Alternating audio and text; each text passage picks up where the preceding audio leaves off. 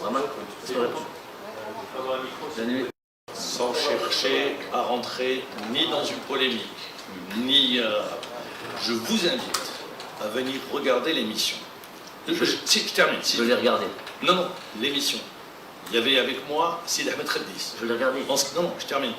On apporte la contradiction à l'invité. On apporte la contradiction en lui disant, et l'invité, on pensait que c'était bien, c'était quelqu'un qui était au niveau de la VAR, qui est algérien, et qui a fait les choses spontanément, et qui a été invité juste avant à la télévision algérienne. Et je le dis, il n'y avait nulle envie, ni de donner raison à Gassama. Et d'ailleurs, Sid Ahmed Khaddis apporte la contradiction en disant, je ne suis pas d'accord sur ça, ça, ça, il y a des erreurs. Voilà, c'est tout ce que je voulais apporter, et elle est disponible. Merci. Moi, j'ai vu l'émission.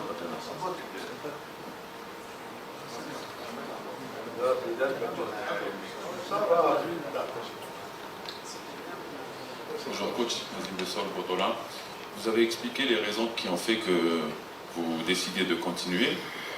Vous avez aussi expliqué par le passé que votre objectif majeur c'est de jouer la Coupe du Monde avec l'Algérie. Est-ce que le fait ou le projet qui fait que l'Afrique va bénéficier de 9 places et demie en 2026 a pesé dans votre choix? Et deuxième question, il y a une année vous avez parlé de besoin de stabilité. Vous avez appelé à la stabilité. Quelle proportion vous mettez dans l'échec de la qualification, cette instabilité ou ce changement qui a été opéré il y a une année? Quelle proportion vous lui mettez dans l'échec? Stabilité au niveau de quoi? Vous avez parlé, la base avait dit, on est dans une période assez... Tu parles de fédération, stabilité à la fédération. Au bout du truc. Non, mais c'était ça, mais vous ne l'aviez pas dit. Vous avez dit, on a besoin de stabilité. Et je vois que, comme par hasard, il y a 2 semaines, je crois, Didier Deschamps avait utilisé les mêmes mots pour parler de la Coupe du Monde au Qatar. Il a dit, on a besoin de stabilité. Ça veut dire que ça devient un maître mot. Bah, ça dépend à chaque fois de quelle stabilité on parle. Non, effectivement, la stabilité quand ça va mal, quand tout va mal, évidemment qu'il faut un changement. Évidemment qu'il faut un changement, que ce soit sur l'aspect ô combien important d'une fédération où tout roule correctement, où les maillons sont bien huilés. On est, nous, de toute manière, nous, sur le terrain, il faut savoir que, pour ceux qui ne comprennent pas, qui pensent que c'est, tu viens, tu mets 11 joueurs sur un terrain, sur un carré vert, non, ça va bien au-delà de ça. Nous, on est juste, on va dire, à la fin de cette chaîne qui fait que, surtout, je parle pour la grande performance et pour les grands résultats. C'est ce qu'on attend d'Algérie. C'est ce qu'on attend d'Algérie. Aujourd'hui, on a poussé, on a amené le niveau tel que, aujourd'hui, même quand on gagnait contre des équipes, par exemple, on faisait un match difficile contre le Burkina Faso. Ah non, on n'a surtout pas le droit de faire un match difficile contre le Burkina Faso. Non, toi tu dois battre tout le monde avec une facilité déconcertante, mais ça n'a jamais été le cas. C'est vrai qu'on a créé quelque chose de nouveau. Ça, c'est les faits qui parlent, c'est les records et c'est les chiffres qui parlent. Donc, il est bon aussi que tout le monde revienne à la raison et fasse preuve d'humilité. Nous, l'humilité, on l'a. Nous, il n'y a aucun match. J'ai toujours dit, je vais là-bas pour gagner. Ça s'appelle de l'ambition. Mais je sais que je vais tomber mais je vais respecter l'adversaire. Peu importe qui il est. Et je vais tout faire pour le battre. Ça. Mais nous, on a atteint un tel niveau, on a mené l'équipe à un tel niveau qu'après, c'est vrai qu'il y a ce qui est légitime aussi, des grosses demandes et des grosses attentes. Il s'avère que quand on a des grosses attentes et qu'on n'y arrive pas toujours, tout le temps, il y a effectivement de la grosse déception. Pour revenir à cette stabilité, effectivement, nous, ça va commencer par là, en disant aujourd'hui, préparer ces 2 matchs-là, Inch'Allah, ces 3 matchs-là, sans réellement le président de fédération, ou une fédération qui est instable, incohérente, où on ne sait pas qui fait quoi, c'est pas la meilleure des choses. Préparer un truc. Bon, j'ai des hommes autour de moi qui font en sorte et qui permettent, ça c'est dans les faits, qui permettent de ne pas me faire ressentir tout ça. Il faut savoir qu'il y a toujours eu, et c'est préférable, je pense, Sidi Moussa et Deli Ibrahim. Même si nous dépendons de Deli Ibrahim et toutes leurs décisions et leur bonne marche, normalement. Mais il y a quand même ces deux instances. Donc on arrive à ne pas sentir, je peux le voir juste en étant ici, et surtout dans le travail depuis 2 mois avec les différentes personnes avec lesquelles on préparait cette date FIFA. On arrive à sentir que ce stage, Inch'Allah, se passera dans les meilleures conditions. Mais ça ne peut pas rester éternellement. Il faut que des bonnes décisions soient prises. Il faut que si nous on se remet en question, on est prêt à tout encaisser, prendre toutes les responsabilités. Il faut une bonne fois pour toutes qu'on mette les bonnes personnes au bon poste. Sur le fait qu'il y ait l'augmentation des équipes. Le haq, Nazim, c'est vraiment pas. Bien sûr que ça existe, hein. Je suis au courant de tout ce qui nous est. De tout ce qui nous concerne. Et la première réflexion, elle n'a pas été celle-là. La première réflexion, déjà, il y a un cycle. Pourquoi elle n'a pas été celle-là? Déjà, il y a un cycle, et il y a une génération de joueurs qui, pour certains d'entre eux, ne seront pas concernés par cette Coupe du Monde en 2026. Et ne serait-ce que par le fait de la demande extrême que j'avais sur ces joueurs-là et des exigences que j'avais avec ces joueurs-là pour cette Coupe du Monde-là, fait qu'il est difficile pour moi de me refaire des plans sur la comète et repartir sur... Moi, ce qui m'intéresse aujourd'hui, c'est de reconstituer. Parce qu'il s'agira de ça. De reconstituer un groupe fort, un groupe compétitif, avec des joueurs qui arrivent et qui sont capables de prendre leurs responsabilités, comme certains l'ont fait. N'oubliez pas que des joueurs sont arrivés dans des situations beaucoup plus difficiles que celle-là. En 2018, quand j'arrive dans l'équipe nationale, vous savez très bien, c'était le chaos dans ce groupe de joueurs. Il n'y avait aucune cohérence. Il a fallu évidemment reformater l'esprit, recréer un groupe sain et compétitif. Ça, c'était par des prises de décision, c'était par une ligne directrice que tout le monde devait suivre, et c'était aussi par des changements de joueurs. Mais ces changements de joueurs, et ces nouveaux joueurs qui sont arrivés, ils ont assumé leurs responsabilités. À un moment donné, nous, on fait tout ce qu'il faut, tout ce qui est né, tout ce qui est important pour les mettre dans les meilleures conditions, et les mettre, voilà, qu'ils puissent s'exprimer le mieux possible. Je parle de staff technique, là je parle purement de technique. Ensuite, c'est le joueur qui est sur le terrain, et c'est le joueur qui met en application et qui fait en sorte d'être important dans cette équipe-là et de faire en sorte que cette équipe marche. Donc, moi, c'est là où j'appelle à... Pour parler de cette Coupe du Monde, ça viendra en temps. Il y a celle-là n'est pas encore jouée. Moi, ce que j'ai envie de dire, mon stage aujourd'hui, c'est l'Ouganda. Moi, c'est ma Coupe du Monde aujourd'hui, c'est ça. C'est l'Ouganda, c'est la Tanzanie. Ensuite, il y aura au mois de septembre les 2 confrontations. Moi, mes Coupes du Monde, elles sont là maintenant. C'est dommage pour nous, c'est dommage pour ces joueurs. C'est vraiment dommage pour ces joueurs. J'estime qu'on a mérité, de se qualifier à cette Coupe du Monde. J'ai le droit de penser ça. C'est les faits qui parlent. Si vous reparlez, parce que ça m'intéresse plus qu'autre chose, si on veut reparler du match, le Cameroun sur les deux confrontations,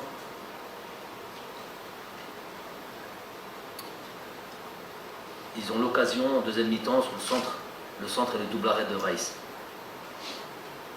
Mis à part ça, il n'y a pas une frappe au but. Il y a la frappe de Toko Ekambi au match aller sur coup franc. Ce coup franc un petit peu vicieux comme ça, là, quand il frappe, on pensait que ça allait être un centre qui frappe au but. Sinon, il n'y a rien d'autre. Nous, on a eu ce qu'on a eu. On a eu les situations qu'on a eues. En allant les battre chez eux. Tout ça me fait penser que voilà, sûrement, on est croyant, Allah en a décidé autrement. D'autres perturbateurs aussi ont décidé autrement, où qu'ils soient. Et c'est ça qui nous tient, c'est ça qui nous enrage. Donc, par rapport à ça, il est difficile pour moi de me projeter jusqu'en 2026 et de savoir, moi, ce qui m'intéresse, voilà, c'est cette date FIFA, faire en sorte que les joueurs, notamment ces nouveaux joueurs, que les joueurs qui ont l'habitude de venir soient de nouveau, je vais voir ça dans leurs yeux. Je vais voir ça dans leurs yeux parce qu'ils ont été touchés, ils ont été atteints. Donc je vais voir dans leurs yeux s'ils ont faim. Je vois qu'Islam Slimani, ça fait déjà 10 jours qu'il est à Sidi Moussa, qui bosse comme un gamin. Ici, déjà, j'ai déjà une première réponse. Ensuite, j'attends de voir certains joueurs, de voir comment parce que téléphone, on a tellement parlé que ça ne suffisait plus. Maintenant, il faut se voir.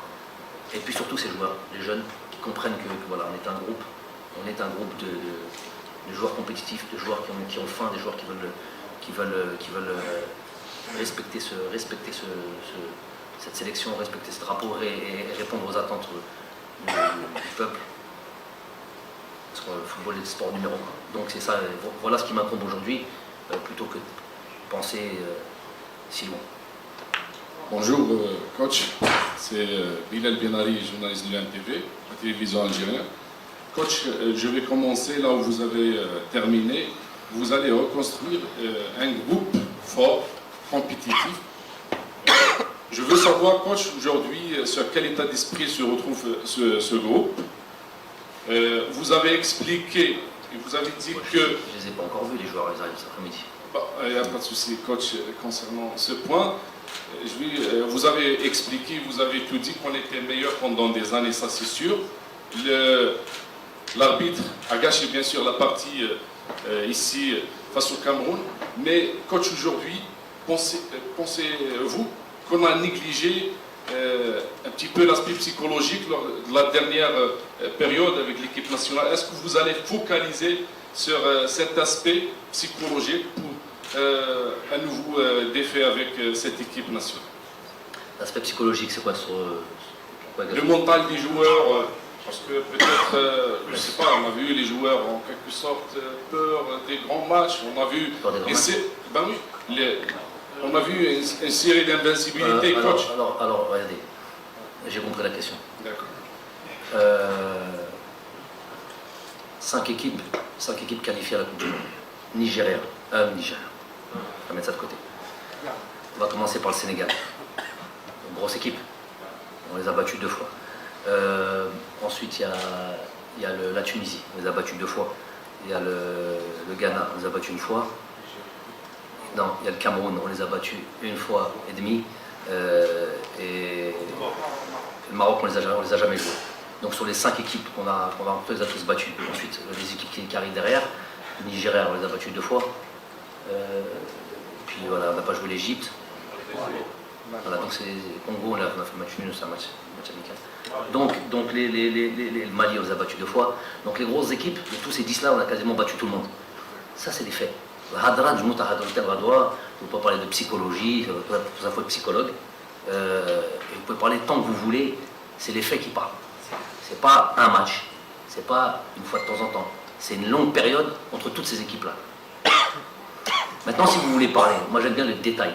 On n'est pas des grossistes, nous, on vient, on balance tout comme ça, elle a déjà de 20 secondes. Si vous voulez parler des 20 dernières secondes, c'est ça. Ah, pas ça. Je parle des 2 matchs, par exemple, on a gagné au Cameroun. Oui. On a gagné, on a fait un grand pas vers le mondial et on a perdu là.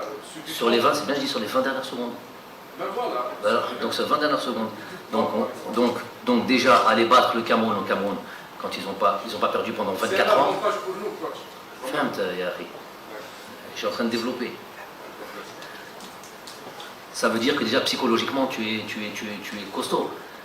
Moi là, si vous voulez que je vous donne mon point de vue sur ces 20 dernières secondes, c'est plutôt ceux qui ont dit quand on a marqué, on s'est déconcentré. Non. Alors c'est ma position à moi, hein. C'est mon expérience à moi et entre guillemets mon expertise à moi. C'est plutôt généralement quand tu marques un but comme ça juste sur la fin, le fait de prendre le temps de célébrer, de rester ensemble. L'adversaire, quand il encaisse un but à la 118e minute, il reste 2 minutes ou 6 minutes avec les arrêts de jeu. Qu'est-ce qu'il éprouve? Qu'est-ce qu'il a envie tout de suite, l'adversaire? Pour ceux qui connaissent. Qu'on revienne vite le ballon au milieu et qu'on joue le plus vite possible. Donc, pour empêcher ça, tu restes, tu célèbres. Et généralement, ça te donne un supplément, tu perds du temps, ça donne un supplément d'âme, encore plus d'énergie, tu as marqué un but, tu es encore plus déterminé. Ça, c'est pour ceux qui ont joué au football, ils comprennent ce sentiment. Donc, c'est pas ça du tout, comme ceux qui ont dit, ah, mais ça les a déconcentrés. Ça, c'est ceux qui n'ont jamais joué au football, ceux qui n'ont pas d'expérience. Donc, ça ne déconcentre pas, bien au contraire. Ce qui, moi, me pose problème avec là où peut-être qu'il y en a eu des gens qui ont pu dire ça, j'ai pas tout vu, pas tout entendu. Moi, où ça me posait le plus de problème, et c'est là où je suis en colère, c'est le petit regroupement qu'il y a eu quand Sofiane Bendebka a fait la faute et qu'on a fait petite bagarre, entre guillemets, juste avant le but. Si vous regardez bien, la personne en a parlé de ça. Et c'est ça le plus important. Qui est venu dans cet attroupement? Eh oui. Vous avez vu, vous n'avez pas vu juste. C'est là le problème. Il y a Hossein Ben Ayada, il y a Ahmed Touba, il y a Bedran. Je ne parle pas de Ishaq, je ne parle pas de Riyad, et je ne parle pas de Sofiane Bendebka sur lequel il y a faute. Il fait faute. Ceux-là sont plus hauts. Ceux-là, à la limite, c'est pas de problème. Ils sont là, ils perdent un peu de temps, ils sont devant le truc. Qu'est-ce que foutent nos défenseurs centraux là-haut, à aller venir s'embrouiller pour rien du tout? Là est le problème. Là, c'est là où on truc. Parce que s'il reste, quand on voit un Ben Ayada, avec qui on a bossé particulièrement, lui plus que tous les autres. Et individuellement, les deux mois suivant le premier match. Pourquoi? Parce que pour moi, le joueur le plus important, le joueur le plus dangereux, c'est Toko Ekambi. Donc, c'est le joueur le plus intelligent, c'est le joueur le plus vicieux, c'est le joueur le plus malin, et c'est là où tout se passait.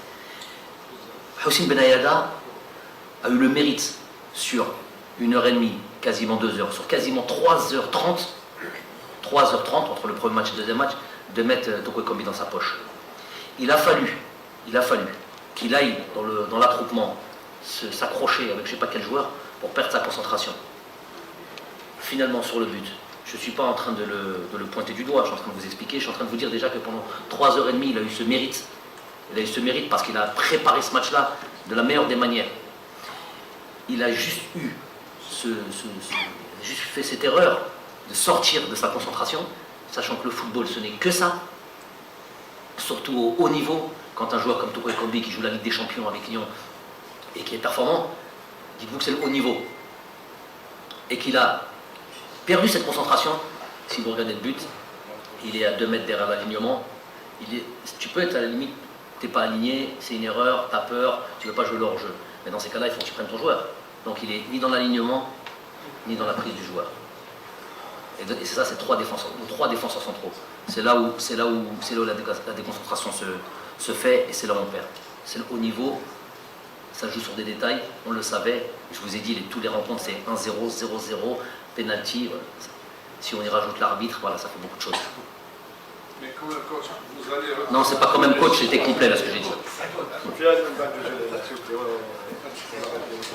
Bonjour, Sofiane Belkbel, Hayat TV. Pour revenir sur les 2 matchs qui s'annoncent, est-ce que vous vous mettez dans une posture où ce sont des matchs d'observation ou de compétition, ou les deux à la fois? Et dans le groupe, vous avez convoqué 1 ou 2 joueurs qui ont vécu une saison un peu difficile avec leur club. En quoi ces 2 matchs et ce stage peuvent vous servir afin de les relancer mentalement? Merci. Qui? Slimani ou Mandi Et Ounas. Donc déjà la compétition, ça c'est sûr. On veut que ça, de la compétition. On veut que renouer avec la victoire. On est là pour ça. On est animé. On va retrouver les joueurs là maintenant. Parce que l'ensemble du groupe arrive maintenant. Bon, il y a eu quelques-uns qui ont eu des problèmes pour arriver parce qu'ils jouaient hier. Donc il y en a 2-3 qui vont arriver demain. Mais l'ensemble du groupe arrive aujourd'hui.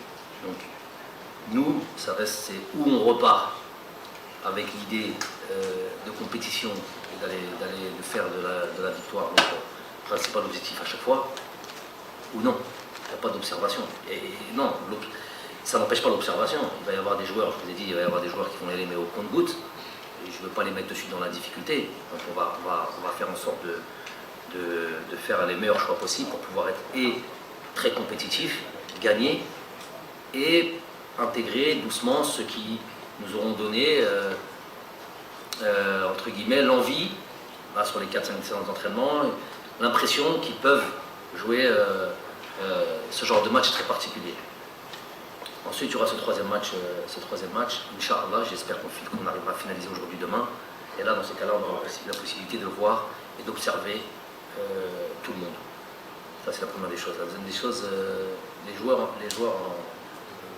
en manque de temps de jeu, on parlait clairement, le souhait, et je l'ai toujours dit, le souhait d'un sélectionneur, surtout, c'est d'avoir 100% de son effectif avec des vrais temps de jeu. Parce qu'on n'a pas le temps de remettre les joueurs à niveau et c'est pas le but surtout. La sélection nationale, c'est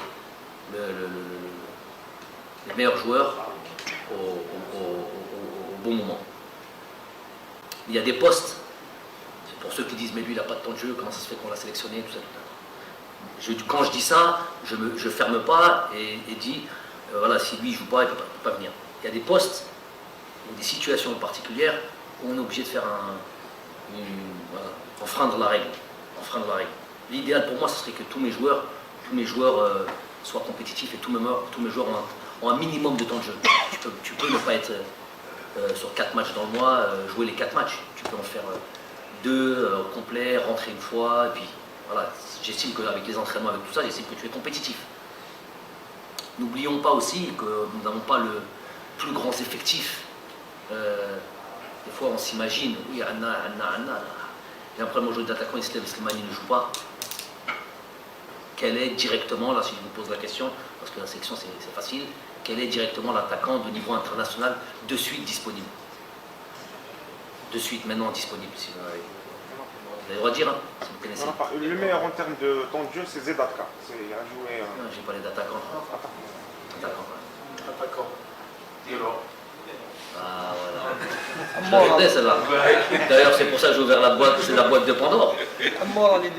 Qu'est-ce qu'a dit Delors? Nazil. Moi je pense qu'Amora il est dans son meilleur niveau parce que j'ai parlé avec son entraîneur dernièrement. Inch'Allah, avec le temps, Inch'Allah. Une chose. Il a gagné la coupe. Il a marqué le but face au Bâle la dernière journée. Il est en train de parler. Vous avez dit Inch'Allah, ça va rentrer dans l'ordre. Inch'Allah, ça rentrera dans l'ordre. Non, de l'ordre. Il a dit de l'or, ouais. Qu'est-ce qu'il a dit? Moi j'ai dit à Amora qu'il est en bonne forme ces derniers jours parce qu'il a gagné la Coupe de la Suisse. Et en plus, le dernier match face à Bâle, il a marqué déjà le but. Ouais. Et apparemment, il a eu des soucis juste après la Coupe d'Afrique des Nations. J'ai parlé avec son entraîneur, donc il ne pouvait même pas courir à l'entraînement. Voilà. Deux secondes, on parle d'attaquant. Je pense qu'il n'y a pas le même profil. Tout dépend du système de jeu. Non, mais pour moi, si on parlait de football, on va se concentrer 2 minutes, les gars, sinon on arrête la conférence. Pour moi, Amora c'est un joueur qui évidemment qui a des qualités. On les connaît, il sent le but, il a cette capacité à prendre les espaces, il va assez vite. Mais c'est très difficile. On va faire en sorte de le mettre dans les meilleures conditions, mais c'est très difficile à ce niveau-là. Il dit Amora, oui. Moi aussi j'ai envie d'y croire comme tout le monde y croit, mais au niveau international, si tu joues avec un attaquant par exemple, c'est très particulier de mettre un attaquant comme ça, tout seul par exemple, c'est délicat. Donc il faut trouver la bonne combinaison, c'est plutôt à jouer avec 2 attaquants, dans des conditions bien précises. Je sais qu'il peut jouer un peu sur les côtés, d'ailleurs dans son club je pense qu'il joue plus sur le côté que dans l'axe. Mais en gros ce que je veux vous dire par là, c'est que sur certains postes, il est difficile parfois de trouver des joueurs, tous nos joueurs avec un temps de jeu suffisant. Donc des fois on fait on enfreint la règle, mais l'idéal pour moi c'est d'avoir tout le monde compétitif pour pouvoir bénéficier.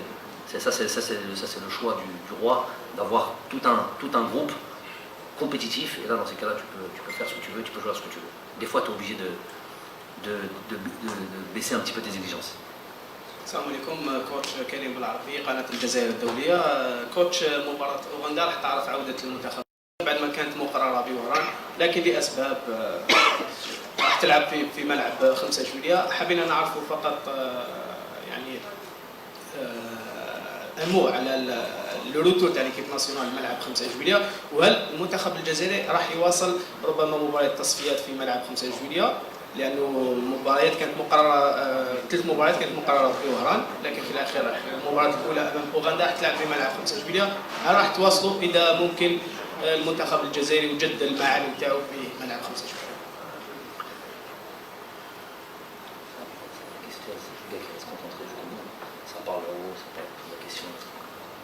احترموا la conférence de presse, ça parle dans tous les sens, on ne s'entend pas bien.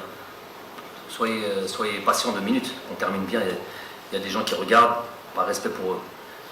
Donc, حنا كنا البرنامج كان في واحد jusqu'à il y a 400 jours. Donc جابوني المعلومه قالوا لي ماشي معلومه قرار ديسيجن بلي نلعبوا ما نلعبوش في وهران ولازمنا نلعبوا في 5 juillet. Moi j'ai toujours dit ما عنديش مشاكل بين نلعب 5 juillet ولا في اي ملعب في البلاد. ولكن voilà, c'était plutôt les joueurs اللي كانوا حاسين se sentaient mieux à Tchakar, on en a plutôt parlé. C'est un non-événement, alhamdoulilah, le 5 juillet avec plaisir. J'ai vu beaucoup de matchs, justement, il y en a eu beaucoup d'ailleurs. Beaucoup de matchs sur le 5 juillet. J'ai vu que la pelouse, en tous les cas, j'ai pas été dessus, je vais sûrement y aller aujourd'hui, demain. La pelouse avait l'air de tenir et d'être en bon état. Donc on est content de retourner au 5 juillet. Si on peut en plus, il y a des capacités, pour recevoir les supporters. Si on peut jouer dans un stade rempli, ça serait de bon augure. On souhaiterait ça, on aimerait ça, Inch'Allah.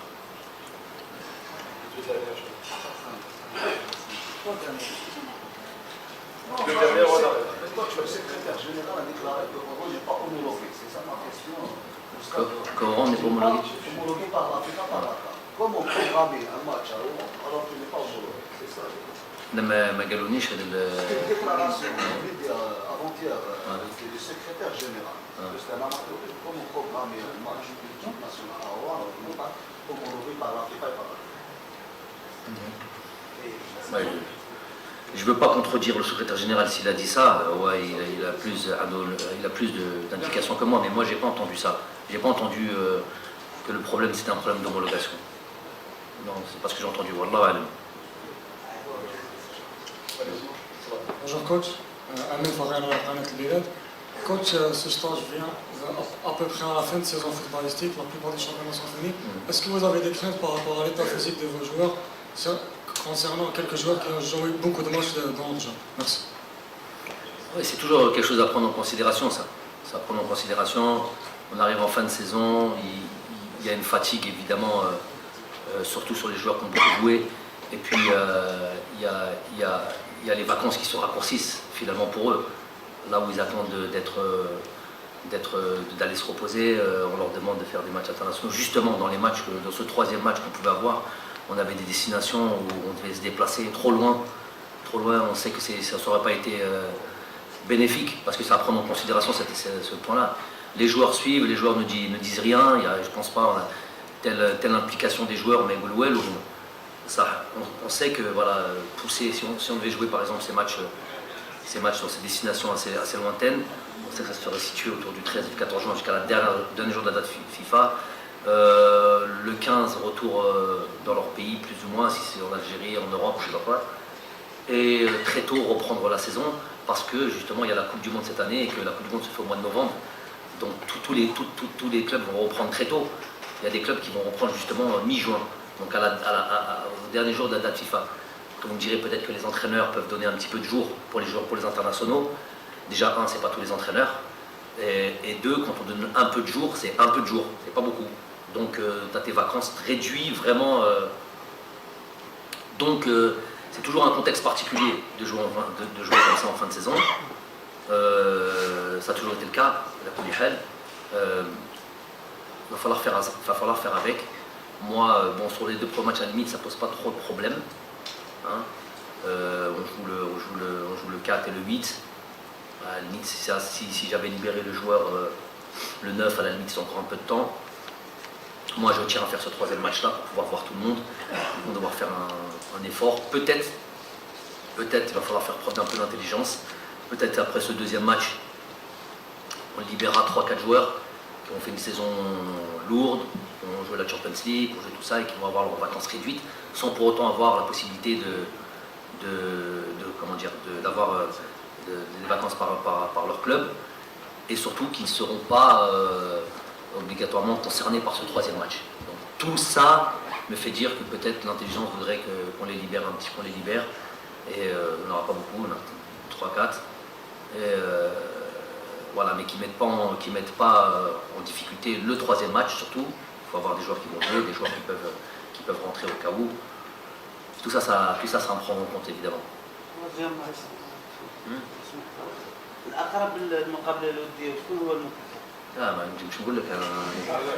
C'est une grosse difficulté, la manière dont peut-être qu'il n'y en aura pas, malheureusement.